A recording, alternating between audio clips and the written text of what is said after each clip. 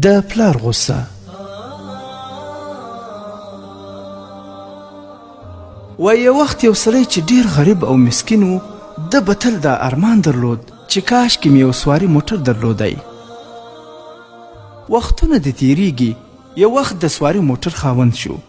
دا موټر ډیر ورباندې ګران و، هره ورځ به یې پرېمینځلو، ښه پاک به یې ساتئ. یوه ورځ د موټر د پرېمینځلو وروسته ستړی شو او سم د لاسه ویده شو. کله چې راویښ شو، خپل ماشوم زوی یې ولیدی چې یوه تیره تیږه یې په لاس کې ده او پر موټر باندې خطکه شوي. د دې په لیدلو سره یې پلار ته سخت قهر ورغلی.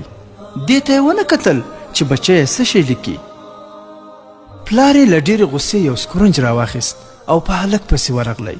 هلک یې دومره ووهه چې ګوتې یې ورماتې کړې او تر روغتون هسپتال پورې ورسوه. دا وخت هم تیر شو. له دې نه یو څو زمانه وروسته د بچي د 1 کلنۍ غاښ ولوېد. بچی یې وارخطا شو او په بیړه سره یې لوېدلی غاښ خپل پلار ته راوړو. ویل پلار جانه، دا غاښ مې ولوېد. پلار یې په خندا سره ورته وویل په دې کې د حیرانتیا څه خبره ده چې دومره وارخطا یې؟ د ځوانۍ نوی غاښ ته دې پر ځای راځي، غم یې مه کوه. بچی یې په دې سره ډېر خوشحاله شو او خپل پلار ته یې وویل پلاره، تا چې ووهلم او زما ګوتې دې را پرې کړې، هغه به هم له خیره سره راشي. د دې په اورېدلو سره یې پلار یو سوټک راواخیست او موټر یې ټکور ټکور کړو. یو وار یې سترګې پر هغه ځای ولګېدلې چې زوی یې خط کش کړی و. هغه ته یې وکتل چې زوی یې لیکلی و پلار جانه زما بهترینه دوست دی.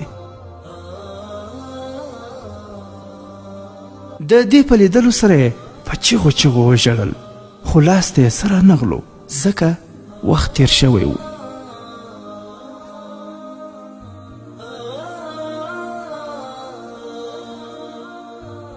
هر څومره چې یې وژړل، د بچي ګوتې یې بیا نه شوې راتلی. ګرانو ورونو، خپلو ماشومانو بچو ته په یوه وړه غلطۍ باندې دومره غټه سزا او وهل مه ورکوئ چې د ټول عمر لپاره معیوبه شي. پوهان وایي کوم پلار چې خپل بچي په ډیر وهلو عادت کړي وي، د هغه بچي اکثره وخت ډارن او بېزړه وي او وهل یې ځیرکتیا ته سخت تاوان رسوي. یا یې د پلار څخه د وهلو عادت زده کړی وي، د خپل پلار او د نورو مشرانو څخه بې پروا وي. داسې بچیان یا په نشه اخته کیږي یا ترې قاتل او غل جوړیږي.